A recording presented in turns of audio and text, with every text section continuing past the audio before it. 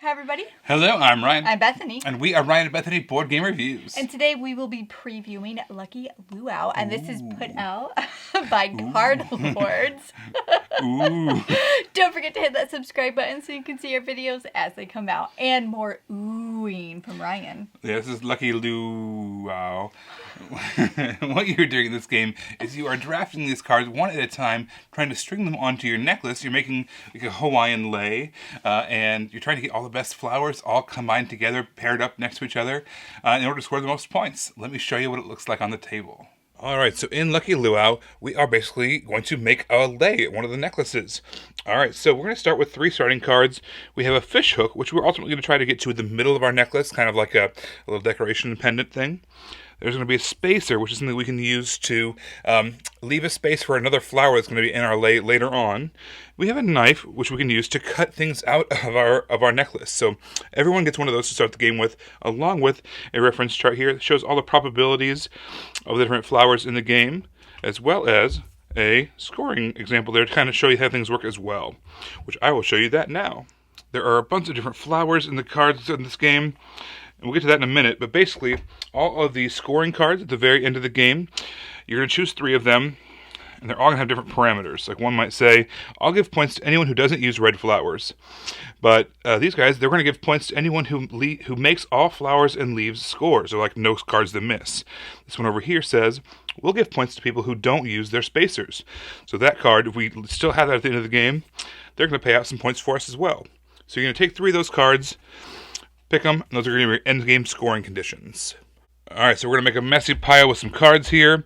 Basically what's going to happen is you're going to choose one of them, and you can put it in front of you to start your necklace, or you can throw it back in and say, you know what, I don't want that one. So that's what you do every turn. You're going to choose a card, decide whether you want to add it onto your necklace or not. If you add it onto your necklace, you put it the far left over here. The necklaces always start on the far left side. There's like an imaginary, knot over here that you're threading the cards onto. The reason you might throw a card back is this one says, for instance, this yellow flower is worth 2 points if it's next to a yellow, a green, an orange, or a rainbow flower. If we don't put what we need the next turn, we might want to throw it back in order to try to make that one score. So let's pull another one here. Hey, we got an orange flower, which is great. This is going to be one of the ones that makes the yellow flower score. Now, orange is what's called a rare flower. So what happens with that card is orange as a color is made up of red and yellow.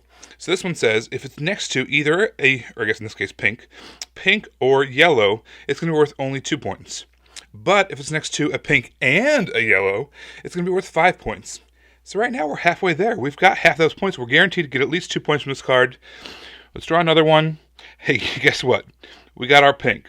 So that means now this is worth 5 points. And now our pink one says 3 points if next to a pink, purple, orange, or rainbow flower. So now we got this win condition as well. We got 2 points from here, 5 points from here, 3 points from here.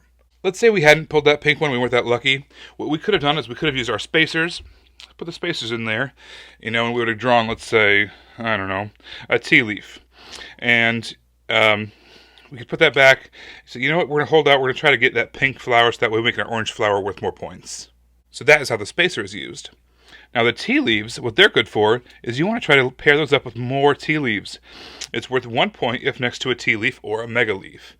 Now the tea leaves, there's a bunch of them in here. I think there's 8 in the whole game. So if you can pair those up, they're going to be worth 1 point apiece. There is a mega leaf. The mega leaf, first of all, counts as a tea leaf for the sake of other tea leaves, but also it says it's worth 1 point for every tea leaf or mega leaf in your entire lei, wherever they are. So this is currently worth 3 points. 1, 2, and then 1 more for itself. At any point, we can add it in our fish hook if we think it's near where the center of our necklace is going to be. Again, it's worth 10 points. If it's in the exact center of your necklace, it's worth 5 points if you're off by 1. So you get some, close points. And then again, you could use your knife to cut something out. Let's say, I don't know why you do this, but to make your that go shorter, so that way you're maybe closer to your medium, or make sure you try to hit some other scoring parameter as well. The play is going to go until this entire pool of cards is gone. At that point, we're going to go through and we're just going to score our cards one by one, add those all together. We're going to add in our scoring cards that we did at the beginning of the game, see if we qualified for any of those. And at the end of the game, whoever has the most points wins the game. If there is a tie, what they say to do is flip over the scoring cards. There's additional scoring parameters, and then you rescore using those new parameters from that card. You keep on doing that until eventually you finally have a winner.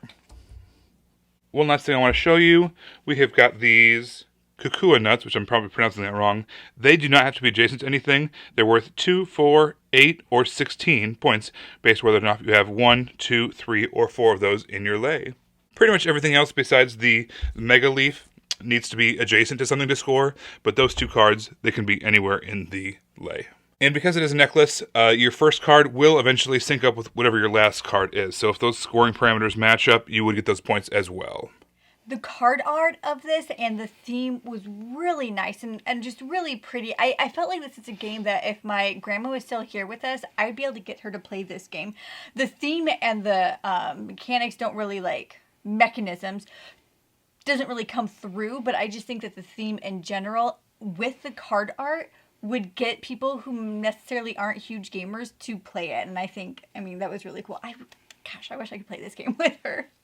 She would love it. She would. All right, so I enjoyed kind of digging for the right combinations of cards. It's really kind of a tense decision. It's a simple decision. It's either take it or not take it, but it's an important one. And I really like digging for cards, trying to find the right combinations, discarding them if it's not what I needed, but also weighing and measuring. Does the person across the table from me need that card? Would I be giving them more points than what I'd be losing? So you have to weigh and measure all those decisions, and I thought that was really clever. I like how on the card it lets you know how many cards of that type are in the deck, so you know kind of what your odds are, especially if you see what they have, what you have. You kind of know what your chances are of stringing things together. Stringing things together. No, I got it. I think they got it. I already got it. Anyway, so I liked that there was that aspect of the game that you could kind of try to plan ahead, try to see what was out there based on how thick the deck was, based on what other people had, but also you don't know what you're drawing. I liked it. Yeah, I liked that basically the deck doesn't change. The cards don't change. From game to game, this deck is going to stay the same. However, the scoring cards do change, all those kind of extra bonus points at the end of the game. And so you have to really kind of tailor your strategy each time you play to match all your scoring opportunities, not just just 1 or 2. You have to kind of figure out, is it worth it to not go after those scoring cards, or so I like that too. Okay, so I thought that this game was very pretty and very relaxing. It was nice to play this game. It was kind of like a breath of fresh air when you were playing with it because it was easy. You're just making this really pretty necklace, all these flowers coming out. And especially with, just the world right now, it was nice to be able to play this nice little peaceful game and, trying to demolish whoever you're playing against. With flowers. With flowers. And love. You guys, this game had a lot of wide appeal. I think a lot of people are going to be able to enjoy this. It was simple, but it still had fun decisions to be had. It looked great at the table. It takes up a little bit of space, all the different necklaces you have to, make this, tableau across the table in front of you. But it looked really cool when it's all said and done. And it was a lot of fun. We really enjoyed it. Well, thank you so much for watching our preview. You can find us in all the places, like Facebook under Ryan and Bethany Board Game Reviews. You can chat with us on Twitter under Ryan and Bethany 1. And you can see the pictures of games we're currently playing on Instagram under Ryan and Bethany. Everybody, thanks so much for tuning in. We will see you next time. Bye.